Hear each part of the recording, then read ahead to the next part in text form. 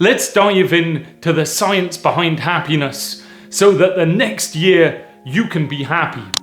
Happiness, what is it? Well, it's a concept that we all strive for, but we tend to misunderstand. Scientists and researchers have been looking into it for decades.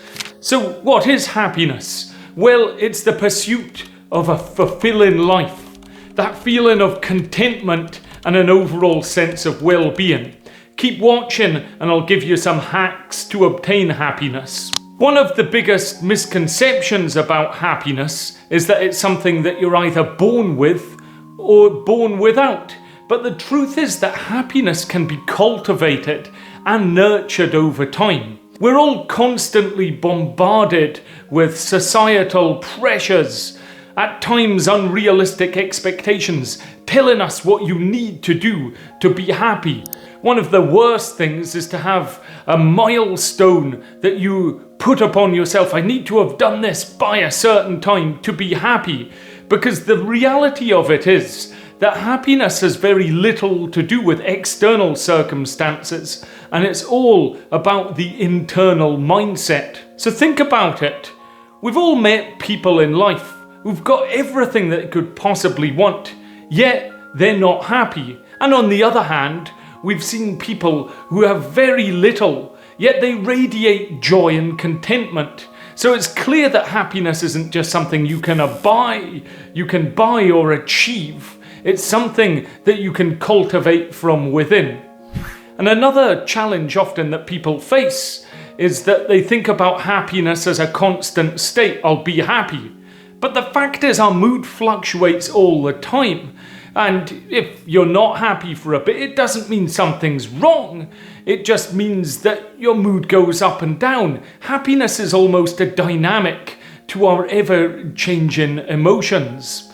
So if you're not happy, don't think that there's something wrong. Clearly, if you're not happy at all, something might be wrong. Please seek medical help. And for years, people have been trying to just understand what makes us happy and what doesn't. And it's fascinating. There's both mindfulness and gratitude play a part. And the importance of having good social connections and satisfying interactions with others in which you give kindness. And if people are kind to you as well, that can make you happy. Now, the other thing I'll briefly touch on is money. You need it to live. But after you've got a certain amount of money, additional money will not bring you happiness. If you've already got a car and you buy 3 more cars, it's not going to make you happy. So one of the things that I'll come back to is about gratitude. If you can practice gratitude every day, that will make you happier and healthier and more resilient as well. If you want to learn more about resilience, I've summarized a great book here. But it's not just about feeling grateful. It's about taking action and expressing gratitude towards others.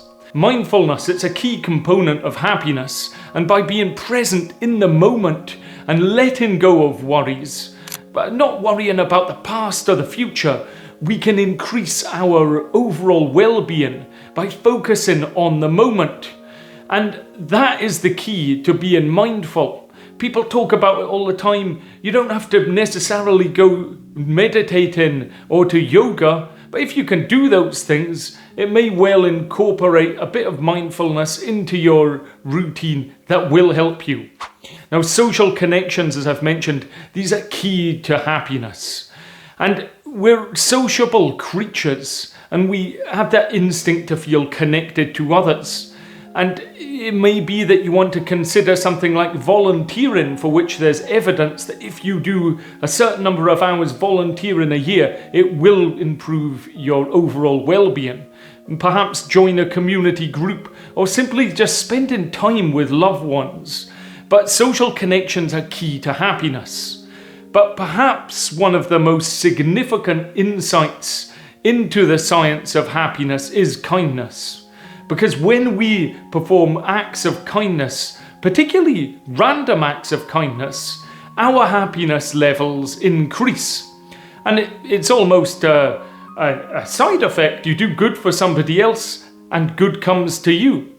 So overall, the most significant finding is that happiness is a choice. I'd urge you to just choose to be happy. If you can cultivate the power of happiness, to make intentional decisions in your life that bring a sense of well-being, purpose and joy, it will help you, because it's not just about feeling good in that moment, which is obviously important. It's living a fulfilled and meaningful life. So that's a complex topic. I hope I've given you some food for positive thought.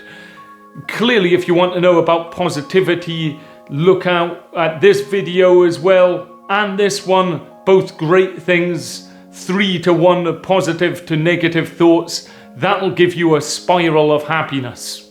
If you're feeling happy as well, feel free to comment below, and I summarize plenty of books. I'd love to see you next time.